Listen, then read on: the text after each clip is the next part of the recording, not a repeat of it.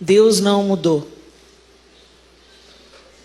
Deus continua abominando o pecado, abominando a vaidade. As pessoas hoje, elas vêm para a igreja, frequentam a igreja e não mudam de vida, porque elas acreditam numa graça sem juízo. Elas acreditam, Deus me entende, Deus sabe que eu sou limitado, Deus sabe que eu não consigo. Não é apresentado a elas um evangelho de renúncia, de morte para si mesmo, onde ela vai encontrar a vida. É apresentado aquele, todo mundo para dentro. Já perguntaram para Meryl Streep, uma atriz tão famosa, o que você diria se você fosse Deus? Se você fosse Deus, o que você diria para a humanidade? E a Meryl Streep respondeu, todo mundo para dentro. Mas não é isso que Deus vai falar não, gente. Não é isso que a palavra dele diz que ele vai falar, não. Porque de fora ficam os imundos, e os adúlteros, e os efeminados. Deus não mudou. E os mentirosos. Às vezes a gente acha que o pecado do outro é mais feio, porque é um pecado sexual. Deixa eu te falar. Para Deus não. Então para de tolerar essa sua vida de mentira. Para de tolerar essa fofocaiada que você vive envolvido nela. Para de tolerar a maledicência. Para de tolerar o julgamento da vida do outro, o bisbilhotar a vida do outro. Para de cobiçar o que o outro tem, porque isso também é pecado.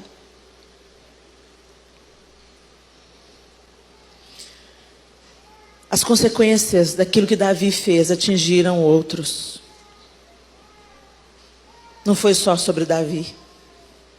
E quando Davi, porque ele era um homem segundo o coração de Deus, ele viu que 70 mil homens tombaram por causa da vaidade do próprio coração dele, ele chama a responsabilidade para ele. Não, Senhor, fui eu que pequei, que venha sobre mim e sobre a minha família a culpa.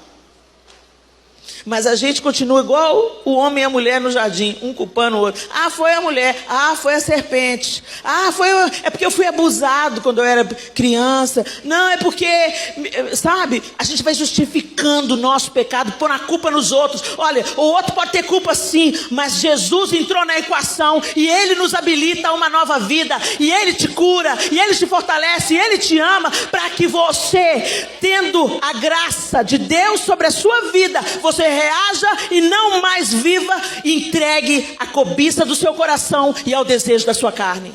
Você não é mais escravo, então não viva como escravo.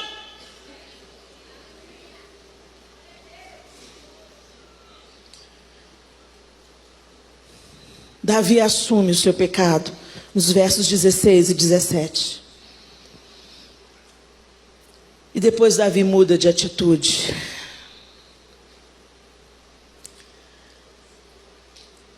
E aí a gente encontra Jesus lá em Lucas 12. Ah, Helena, mas isso é Antigo Testamento. Jesus veio na parada. E aí mudou tudo, mudou a perspectiva, veio a graça, veio o sangue de Jesus e mudou tudo, graças a Deus. Se não tinha sobrado nada, a gente era tudo churrasquinho. Mas aí lá em Lucas 12, no capítulo 4... No versículo 4 e 5 ele diz assim: eu digo a vocês, meus amigos, não tenham medo dos que matam o corpo e depois nada mais podem fazer. Mas eu mostrarei a quem vocês devem temer. Temam aquele que depois de matar o corpo tem poder para lançar no inferno. Sim, eu digo a vocês, a esse vocês devem temer. Vocês acham que Jesus estava falando de quem? Vocês acham que Jesus estava falando de quem? Do diabo? O diabo não tem poder para lançar no inferno. O inferno foi construído para ele.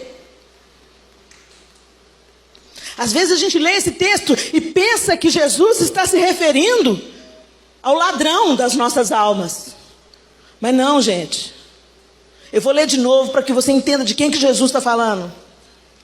Eu digo a vocês, meus amigos, ele está falando para os discípulos.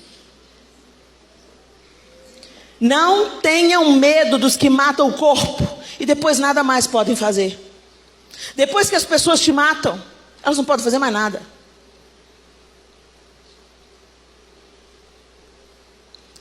Naquele período, cristãos estavam sendo executados. Depois disso, se sucedeu uma onda de violência contra cristãos. Os próprios discípulos, exceto João, foram brutalmente assassinados. E ele diz: não tenham medo. Não tenham medo dos que matam o corpo, depois nada mais pode fazer. Mas eu mostrarei a quem vocês devem temer. Temam aquele que depois de matar o corpo tem poder para lançar no inferno. Ele está falando do Pai. De um Pai que é amor, de um Pai que é misericórdia, de um Pai que abre a porta, de um Pai que reconstrói o caminho, de um Pai que não poupa a vida do seu próprio filho para te ter de volta. Custou caro demais para Deus. E não pense você que você vai banalizar isso. Porque o Senhor vai lançar no inferno aqueles que se levantam contra Ele, que se rebelam contra Ele, e que ouvindo a verdade, desprezam a verdade para viver no deleite do seu próprio prazer, ignorando aquilo que já receberam de graça.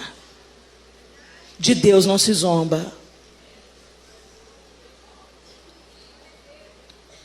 O temor do Senhor é o princípio da sabedoria, e o conhecimento do santo é entendimento. Provérbios 9:10. O temor do Senhor é o princípio da sabedoria.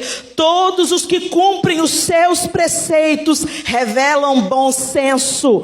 Ele será louvado para sempre. Salmo 111:10. Apocalipse 14:6. E vi outro anjo voar pelo meio do céu, e tinha o evangelho eterno para o proclamar aos que habitam sobre a terra, e a toda nação, e tribo, e língua, e povo, dizendo com grande voz: temei a Deus e dai-lhe glória, porque é vinda a hora do seu juízo, e adorai aquele que fez o céu, e a terra, e o mar, e as fontes das águas. Ele é grande, Ele é excelso, Ele é supremo. Ele é maravilhoso. Sim, Helena, e Ele é nosso Pai. Sim, e Ele é um Pai zeloso, um Pai amoroso. O João é um Pai amoroso. O João põe os nossos filhos no colo. O João brinca de lutinha. Mas tem uma reverência. Os nossos filhos não podem fazer o que querem com o João. Tem uma hora que o João só olha e eles sabem: a brincadeira acabou. Agora é meu pai. O pai é amigo. O pai é provedor. O pai é misericórdia. Mas o pai também é disciplina. É limite. É correção. E graças a Deus quando Ele corrige.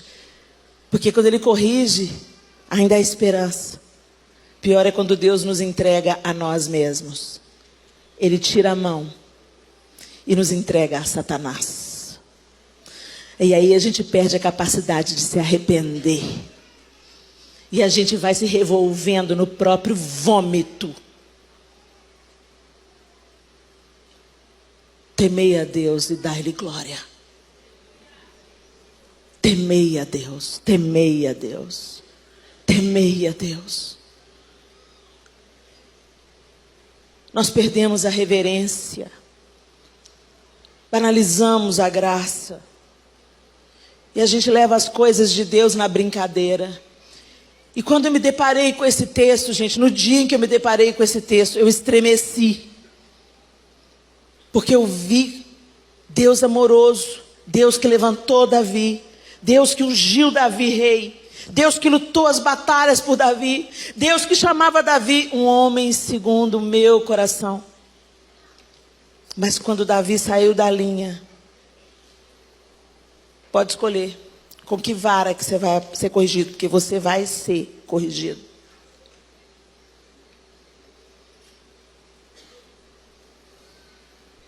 E tantas pessoas foram envolvidas, tantas vidas se perderam. O que custou o seu adultério? O que custou a sua mentira? O que vai custar essa conversinha fiada que você está tendo na internet? O que vai custar a pornografia? Porque o diabo dá de graça, mas depois ele volta e cobra com juros e correção monetária. Ele é ladrão. E eu estou aqui nessa noite para dizer a vocês: arrependei-vos e crede no Evangelho. Arrependimento não é remorso, não é um sentimento. Arrependimento é uma mudança de direção. Eu mudo de direção. Eu escolho outro caminho. Porque eu sei que a palavra de Deus diz que isso é caminho de morte. Então, eu não vou por lá, eu vou para a vida. Eu vou para a obediência, eu vou para o temor do Senhor. O temor a Deus gera obediência. Será que nós tememos ao Senhor? Quando a gente está conversando? Quando a gente está sozinho na internet? Será que nós tememos ao Senhor? E aí uma nação inteira começa tantas coisas a acontecerem. E a gente se mobiliza em oração por um propósito. E quando o propósito é cumprido, o objetivo é alcançado, todo mundo afrouxa. Oração, eu volto a dizer, não é um balcão de negociações com Deus. Oração é um estilo de vida onde temos intimidade com Deus. E onde essa intimidade vai nos transformar. E vai fazer o temor a Deus crescer no nosso coração. Gostou desse vídeo? Compartilhe e abençoe outras pessoas assim como você foi abençoado.